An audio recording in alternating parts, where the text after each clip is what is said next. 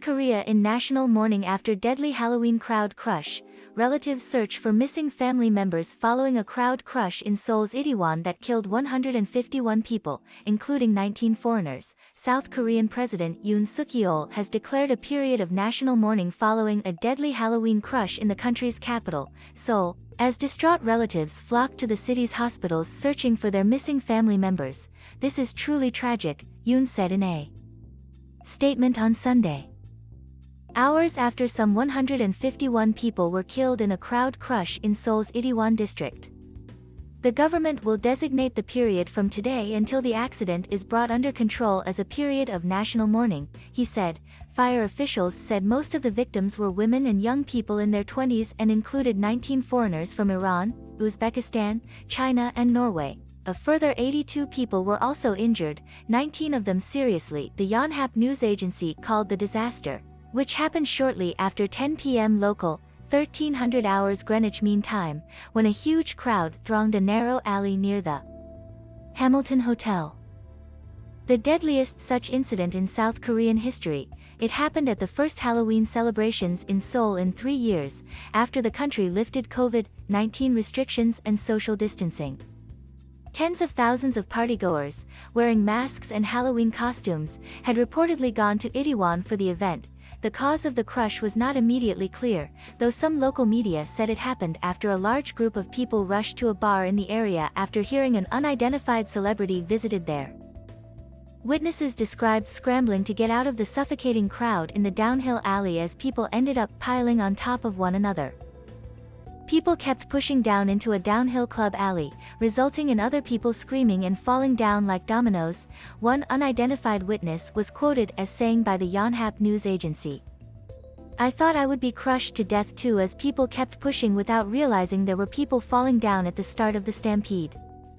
There were so many people just being pushed around and I got caught in the crowd and I couldn't get out at first too," 30-year-old John Jae-yul told the AFP news agency. "I felt like an accident was bound to happen." Babette Vanderhagen, a Belgian resident of Seoul, told the Korea Jung-ung daily newspaper that she escaped the melee. "We thought we were going to die because there were far too many people," she said. Another survivor blamed owners of bars and clubs for the high death toll, accusing them of blocking people trying to escape the crush. "It looks like the casualties were more severe as people attempted to escape to nearby stores but were kicked out back to the street because business hours were over." The survivor who asked not to be named told Yonhap, videos and images from the immediate aftermath showed chaotic scenes of fire officials and citizens treating dozens of people who appeared to be unconscious. Footage from later on in the evening showed dozens of bodies spread on the pavement covered by bed sheets and emergency workers dressed in orange vests loading even more bodies on stretchers into ambulances. The Seoul Metropolitan Government, which had issued emergency text messages urging those in Itaewon to swiftly return home, said on Sunday that it has received reports of 355 missing people following the disaster.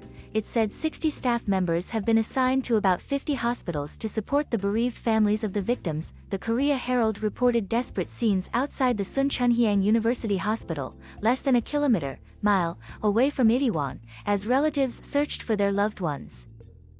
One mother looking for her son said she had gone to the police when he failed to answer his phone.